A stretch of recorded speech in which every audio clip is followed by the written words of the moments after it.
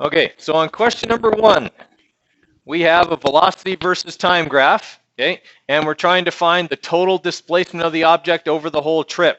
All right, that means we have to take the average velocity in each section and multiply it by the time. In other words, we're finding the area underneath the line, okay, and then adding it all together. So we'll have this triangle here, okay, this rectangle, and then this triangle here. So those will be our shapes that we'll have to calculate the areas of.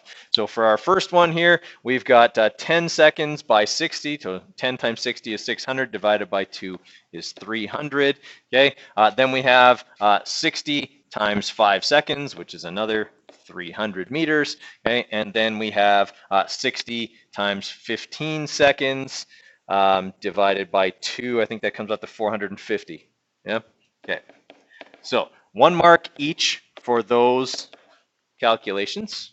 Okay, if they've got at least those numbers on there somewhere, okay, that can be the 3 of the 4 marks. And then our last mark is for adding those all together. Okay, our total displacement is positive 1,050 meters. Okay, it does have to be positive because there's negative on the graph, and this is a vector quantity, so it has to have a vector on it. Okay. All right, questions on number 1. Now, graph number 2, okay, we have a position versus time graph. Whoa. And we are looking for the average velocity over the whole trip. All right, so to calculate average velocity, I need the total displacement divided by the total time. So the first thing I need to do is calculate the total displacement. That would be final position minus initial position, and then I'm going to be dividing that by time. So you can give them a mark if they've got something like that written on there.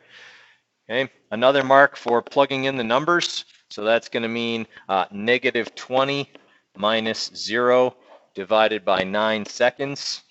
Okay, so they can have a mark for that. Those are the numbers that have to be put in.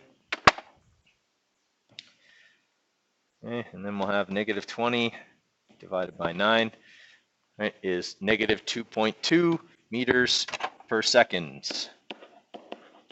They must have the negative there, or they do not get that third and final mark. Actually, sorry, not negative. Sorry, it's not negative. It's 2.2 meters per second south. Okay. They must have the south on there, not negative, okay, because north is given as the direction on the graph.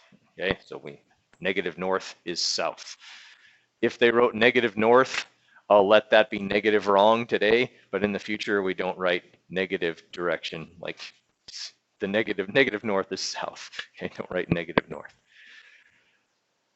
All right, this out of 7. So give them a mark out of 7, please. Let them see it and bring them up here.